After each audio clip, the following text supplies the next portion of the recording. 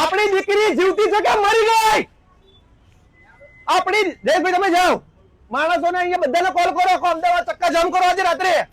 આપણી આ આદિવાસી સમાજની દીકરી ની ઉપર બળાત્કાર થયો, તેને મારી નાખી, તેને ટુકડા કરીને કે ફેંકી દીધી, કઈ હતો પતો નથી. આ પીઆઈ શરમ કરવાની જગ્યાએ લાજવાની જગ્યાએ ગાજવાનું કામ કર્યું. હું કલ્પેશ પરમાર, જનતા સેના અધ્યક્ષ, આ બેનની જોડે અહીંયા ધરણા ઉપર બેસું છું.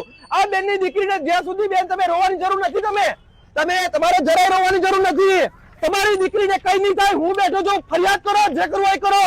ગુજરાતના તમામ આગેવાનોને કહેવા માંગુ છું, આજે હું મરી જાઉં તો મને મંજૂર છે. આ પીઆઈની જે નાટક છે, જે તાઇફા કર્યા, સામાજિક આગેવાનોને કહે છે કે તમાશો કરે છે, તેમને કહું છું હું અહીંયા બેઠો છું. કરો, જો ફરિયાદ કરવી હોય તમારે બેન રડવાની જરૂર નથી. ગુજરાતની દીકરી છે, ગુજરાતની દીકરીને શોધી લાવો, ને તો તમને શરમ કરો, ખુરશી ખાલી કરીને ઘેર જતા રહો. હું આ બેઠો છું, બેસો મારી જોડે, બીજું કોઈ નહીં બેસે. બધા ધર્મો જેવા બેહો અહીંયા.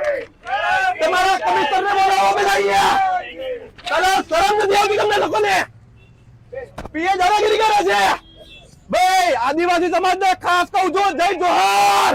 અવાજ આવવો જોઈએ, જય જોહાર. મારો અવાજ નથી નીકળતો દાદા. આદિવાસી સમાજની બેન ને ધક્કા મારીને પીઆઈ કાઢે છે, ધક્કા માર્યા. જય ભીમ, જય ભીમ, નરોડાની તમામ પબ્લિક ને મારો ફોન લાવી કરો. પેલા મારો ફોન લાવો, આઈફોન લાવો. જય ભીમ. આઈફોન કે છે મારો?